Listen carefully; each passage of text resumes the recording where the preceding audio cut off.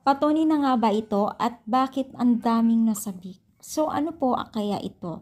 So yan po ating pag-usapan for today's video at kung bago ka pa lang sa aking channel, please subscribe po, like and pakit na rin po natin guys ang notification bell upang ma-update po tayo tuwing ako po nag-upload patungkol po sa Team Kalingap, and please support po natin ang buong Team Kalingap, especially po kila Kalingap Rab at Kuya Bal. No, so 'di ba?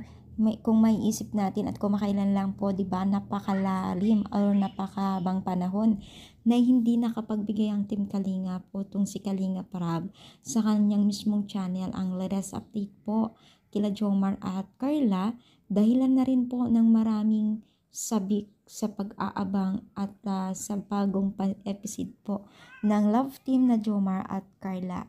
So marami po ang humihiling na ano na daw, kumusta na daw ang love team Jomar at Carla. So patunay talaga na marami talagang nagmamahal sa dalawang mag-love team na ito, at talagang animoy ay artista na kung sila po ay mahalin po ng mga netizens, no.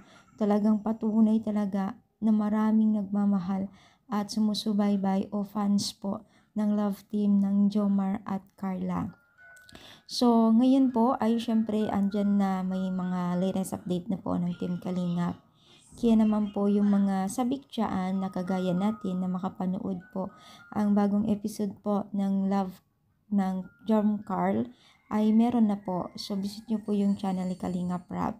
So, kayo rin po ba ay sabik sa mga latest update po sa dalawang mag-love team?